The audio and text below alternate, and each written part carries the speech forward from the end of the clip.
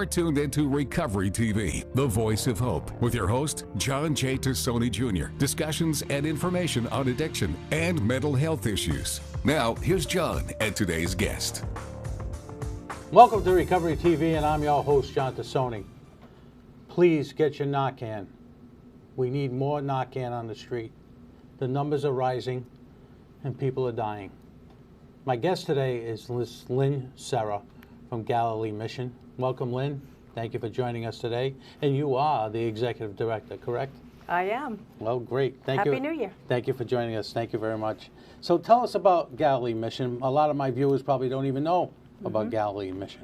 So Galilee Mission is a hidden gem down in South County. We've been in business for 40 years. We've always had more of a community integration, peer recovery, recovery housing, and just recently we brought on a higher level of care. We find that time in treatment works. You know, we talk about that all the time. We with a grant from the Department of Behavioral Health, we opened a new facility. We've been around. So how many beds? I want to say 60 plus with all of our recovery houses and our 2 residentials, about 60. Male, female? All male. All male. Yeah. We do outpatient and intensive outpatient that includes female, but right now, yeah, we're all male. So we talk a little bit, and you just brought it up, so I'm going to bring it up, Okay. the time and the effort of individuals who go into treatment, and the stubbornness, I'll use that word, of the managed care organizations to give people the correct amount of time that they need to be in residential treatment. Let's talk about that. Okay. You know as well as I do that time in treatment works. We talk about this all the time. Galilee Mission was always a 6-month program, low intensity clinical, where we would bring people in after detox and stabilization and reintegrate them to the community. We'd help them get a job. We would get them into AA and NA meetings, really hook them back up into community supports. But since 2013, it was, the time shrunk to now, maybe we see 60 days with a court order 90 days. So we felt, my board of directors came together, we still need that 6 months because you see people cycling around quicker and quicker. It doesn't make sense. You know, I use the analogy all the time when I'm at meetings and especially at the State House where it's a mouse on a wheel. Yeah. You know, the mouse gets on the wheel, goes around a couple of times, jumps off, and then gets back on the wheel and in and out, in and out, in and out. You think as an executive of an insurance company, you would want to give John Tassoni a 60 or 90 day because if not, he's going to keep going in, going in, going in, going in, out, out, out, out. You know, and the problem is a lot of times too that people don't want to, when they first originally go into treatment, and you would know this better than I, they stay there for a couple of days, they say, you know what, I can't take it no more, I got to get out. Then the next week they show up again. Then the following week they get out. Then they show up again. Yeah. What works well for us is that age gap between 30 and 50, usually younger than that. We see a lot of that where, I can do this on my own, I don't need help. Well, when they get to 30, 32, they want to move on with their lives. They want to be done partying, they want to settle down with a family, they want to talk back with their families, reconnect with their families, and maybe they have children and they want to reconnect with their children. Right. That's what we see, and they want to stay at that point. But then they're looking for services, you got to help me. So we put them into our lower end residential, and they'll stay with us. Our success rate, when we first started with our managed care organization, we would sit down and we said to the managed care organization, give me a 6-month stint every other year, and I'll hold to that. John, we found that we were holding to that so much better because we got the 6 months and we were able to keep people. Not personally able to keep people, but under the Galilee Mission umbrella, we were able to do recovery housing and step them down and do outpatient after that because they get a job in our area. Right. So it makes sense to keep them in that, in our area. And we found a better success rate than we do now. Now it's like you said, it's the gerbil wheel, So what happened? somebody at the top of these insurance companies figured out that that's not the way to do it? I don't know. It does, to me, it does. I don't see the sense in it because, you know, I'm being told that emergency room, Forget it. Yeah, forget it. things are going down, but so you have people out on the streets, you know. You know, the emergency rooms are not, whoever's telling you that is not, Yeah. it's not accurate. The emergency rooms are not going down. They're more packed now than ever before. And people go there now because of primary care services, because there's no primary care docs, because we don't pay, and that goes to the rate issue. Yeah. You know, I don't know how many times we as a group, organizations after organizations, have to bang our heads against the wall Yeah. and tell the General Assembly and tell the governor's office and tell everybody else, it's not working. Yes. It's not working. And it's frustrating. It's frustrating. You know, and the other thing, too, is we're seeing more and more of this, is more attacks on workers. You know, the mental health issue. We've seen a number of nurses get attacked. I've seen a number of people who work in our industry get attacked. Yeah. That's got to stop. It's got to stop. How that stops, we need to get in a room and try to figure it out. But, you know, I want to talk, too, about the complexity of the patients that you're seeing. Yeah. They're not just coming in with opioid issues or alcohol issues. They're coming in with a arm length of issues. Yeah. Let's talk about that. You know, one of the things that I say, you know, funny or not, gone is the good old-fashioned alcoholic. Somebody that you just, you know, we teach them how to be abstinent from alcohol. You don't see that anymore. You see it very much coupled with mental health issues and developmental issues and so many more things that people are facing. You know, I think that's part of the problem with, you know, the emergency workers being attacked, because The complexity of these we're whole having thing. to deal with it on our level, Right. because it's not being held, you know, dealt with under primary care. Yeah. We at Galilee Mission, we added that whole piece of treatment. Substance use is not alone. We had to add on a whole mental health wing to be able to deal with both sides of the complex person, if you will. Yeah, You know, yeah. it's not easy. You know, you see it in a lot of people that look from the outside inside. You know, they don't believe it. But, you know, spend a day at Yeah. Galilee Mission. Spend Yeah. a day at some of the other residential treatments. It's a issue. Yeah. It's a real issue, both male and female. I mean, I know the male's a little bit more rougher and tougher to deal with, but, you know, there are some females that are rougher and tougher to deal with. Yeah. You know, and the other thing too is the amount of different additives that are being put into the opioid, the xylazine and the other zines, and now I'm hearing there's some other drug that's on the street that's really doing a lot of damage to folks. The alcohol, the nips are being sold by the hundreds. And so I want to talk a little bit about that, and about what you're actually seeing at Galilee Mission. So we're going to take a quick break. You've been watching Recovery TV, and I'm your host, John Tassoni. We'll be right back with Lynn Serra from Galilee Mission. And now, back to Recovery TV with your host, John J. Tassoni Jr. Recovery TV is made possible by our supporting sponsors and our title sponsor, AdCare. Now, here's John and today's guest.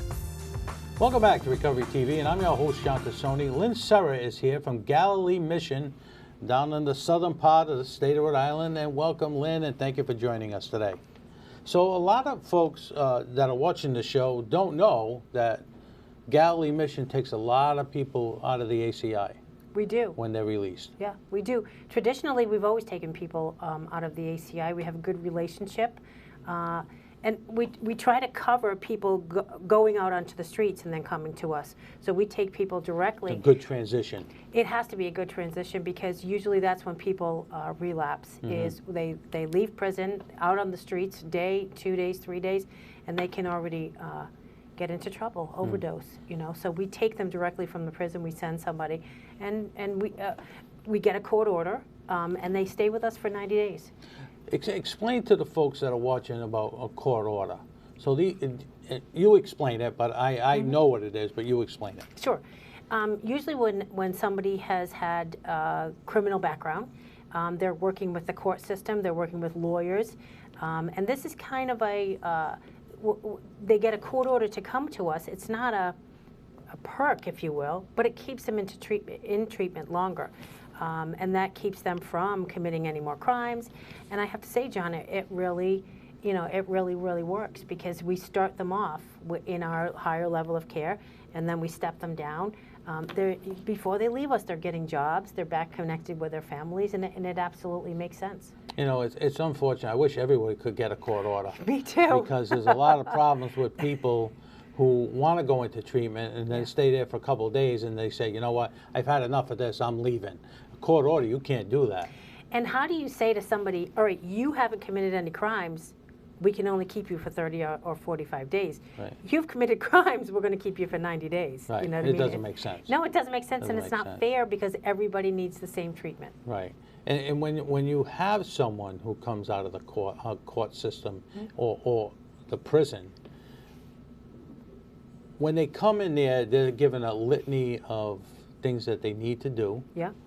They get job, they get outside information. Support, because a lot of times, some of the folks that are in there are a long period of time. yes. And they haven't been released into the general population. Yes. So they need to be good boys. Yeah, and we have a lot of work to do at that point. Yeah. I'm going to just recall a quick story. We had a gentleman who was in prison 30 years, didn't know how to use a cell phone, didn't know any of that stuff, and he hadn't had a job in 30 years. So the job has changed, and society has changed, and it was almost fun to help him progress. Today he is still doing really well. He keeps in touch with us. And, Wow. But it is a huge transition if somebody has been almost institutionalized to bringing them back out on the streets. You need focused attention. You need mental health and substance use treatment for them. And it's difficult. Yeah. When you're in prison for that longer period of time, Yeah. and you come out to society, and you look around, like you said, probably when he went in, there was never a cell phone. No, There probably not. Big screen TVs. No. You know, Computers. no computers. You know. But the other thing too, I wanted to touch on a little bit with these folks that come into you. It's not just addictions anymore. No. One or two different addictions. It's a multitude Yeah. of, I'll use the word sins, Yeah. that they're dealing with. The people that I talk to about, when they make an arrest, it's not just for opioids, it's not just for marijuana, it's not just for benzos, it's a picnic basket worth of stuff that they're utilizing now. And part of the reason for that is, you have people who they don't come in for just alcohol, and they get whatever they can get. You know what I mean? If I can't afford alcohol today, I'm just gonna, whatever else I can use. People are using anything, and it's sad. Yeah, and the stuff that they're using is like Killer. Bizarre. That they use whatever, whether it be the horse tranquilizer, whether it be Imagine. marijuana, whether it be fentanyl. It's just like, I just don't understand. Formaldehyde from funeral homes. That was Right. another one I heard recently. That's, Yep. killer. Yeah. It is sad, but people are using whatever they can get their hands on. Yeah. Begs the question why? Because you can't just treat this one thing, first of all, and they're not staying in treatment. So all right, so I get alcohol treatment, I get out. You know what I mean? If we can, the behavior hasn't changed. Right. You have to change the behavior. And So it's also got to be, and I don't mean to interrupt you, No. Lynn, but it's also got to be very difficult for the people that you work with yeah, to treat these folks, because it's all over the lot. yeah, All over the lot. Yep. I mean, no one's, and I say that, but I'm not accurate in saying it, but no one is professionally involved with just one drug or two drugs or three drugs. Now we got, again, I'll use the word picnic basket, full of stuff that someone who is a counselor needs to deal with these folks. And it's a constant education. We work with our lab. We work with, SAMHSA. We work with and we're constantly trying to educate our own people to what the reactions are. You don't know sometimes what you're sitting across, who you're sitting across the table from, Right. because you don't know, what medications they're on. You don't know what their background is, and so you're trained. I'm trained as a, substance use counselor or mental health counselor. It's a bag of it's a mystery. Who's sitting across from you that day? Yeah. And it makes it, for the counselor / clinician, makes their job more difficult. Oh yeah, it does. And then little Johnny says, I'm not staying here. That's it. I'm all done. And then he leaves. And then a couple of weeks later, they find him on the street, and he's back. And again, it's the vicious circle that we have to deal with. That I wish someone would stop the merry-go-round. I'll use that word. Stop the merry-go-round and say, okay, we're mandating you to stay in treatment. Stay into treatment. Because, and I say this story all the time. The gentleman who was in my father's room 5 years ago at one of the hospitals told me he was in there for his 100th visit. So how much did that cost the state, the insurance companies, 100 times in the hospital where you couldn't give that guy 90 days? And doesn't make sense. They're with us for such a short amount of time. You are throwing every tool at them, everything that we can help them with, coping skills, recovery, and trigger, and all right, you get 2 weeks to do that. Nobody changes a habit in 2 weeks. Nobody changes a habit in 3 weeks. Toolboxes. We got a lot of stuff in the toolboxes. We're going to take another quick break. You're watching Recovery TV, and I'm your host, John Tassoni, here with Lynn Serra from Galilee Mission, and we'll be right back after these messages. Now, back to Recovery TV with your host, John J. Tassoni Jr. Recovery TV is made possible by our supporting sponsors and our title sponsor, AdCare. Now, here's John and today's guest. Welcome back to Recovery TV, and I'm your host, John Tassoni. Lynn Serra from Galilee Mission is my guest today, and she's the Executive Director.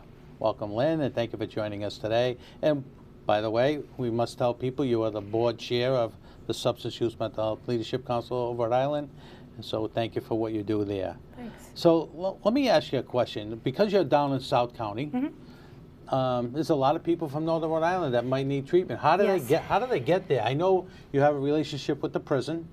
They call you come pick up John Tassoni, and you send a Come car. get you. But what about people that they don't have transportation?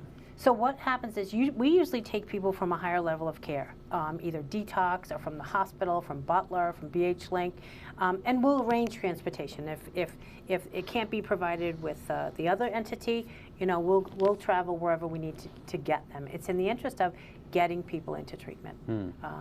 We do the best that we can.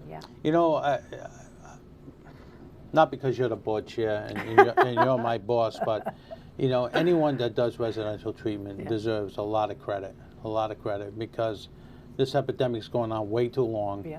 I don't see any light at the end of the tunnel. I'm not sure if you do, but why don't you give my viewers an email, telephone number, if anyone in South County or Northern Rhode Island that wants to get into Galilee Mission. This is how you do it.